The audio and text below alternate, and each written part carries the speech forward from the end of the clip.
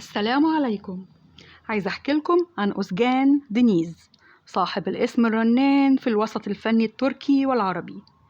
يلا نبتدي الحكاية وصلى على النبي، كل من ليه نبي يصلي عليه.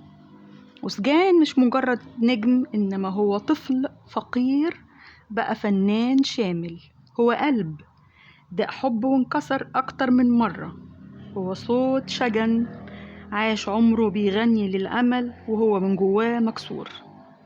اتولد سنة 1972 في مدينة صغيرة بأنقرة.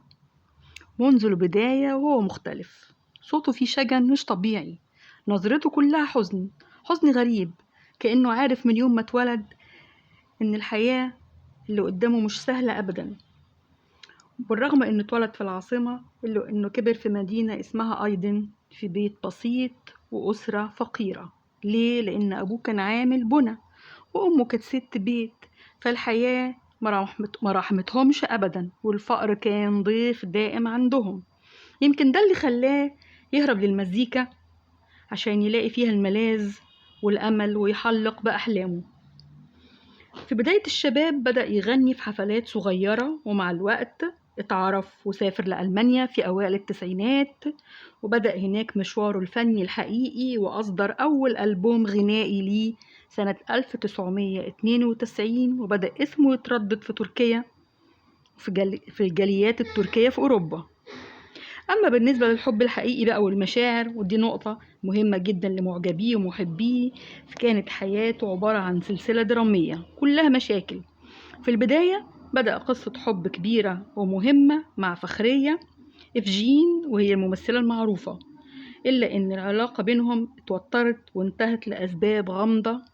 البعض اعتبر الغيرة السبب، والبعض قال فرق العمر. بعديها على طول اتجوز شابة من بره الوسط الفني اسمها فايزة أتاكان، وكانت صغيرة عنه ب20 سنة، وخلف منها ابنه الوحيد كوزاي. وبرضه الزيجة فشلت. الحاجة الوحيدة اللي طلع قالها بعديها إن أنا حاولت. في السنين الأخيرة أو الأيام الأخيرة ارتبط اسمه بالممثلة المصرية أروى جودة، وكان حب جميل قوي وكبير، واتخطبوا فعلا وكانوا على وشك الجواز. لكن أروى هي اللي سابته وتركته، لأن لغة الحوار كانت مفقودة ومستحيلة بسبب فرق اللغة، وهو أصلا كمان كان لا يجيد الإنجليزية. بعدها انخرط أوزجان في العمل، وبدأ يعبر عن كل جواه بالمسلسلات والأفلام. كمان اتعرض لمشاكل صحية كبيرة بسبب حزنه على والدته اللي كان مرتبط بيها جدا، وكانت شيء مهم قوي بالنسبة له. كمان دخل السجن فترة بسبب خناقة، ولكنه خرج بعدها وأثبت براءته. كمان أوزجان قعد فترة طويلة قوي يبدع، وأعماله متميزة جدا خاصة في المسلسلات، فمنها قصر الحب والوردة السوداء وعروس اسطنبول.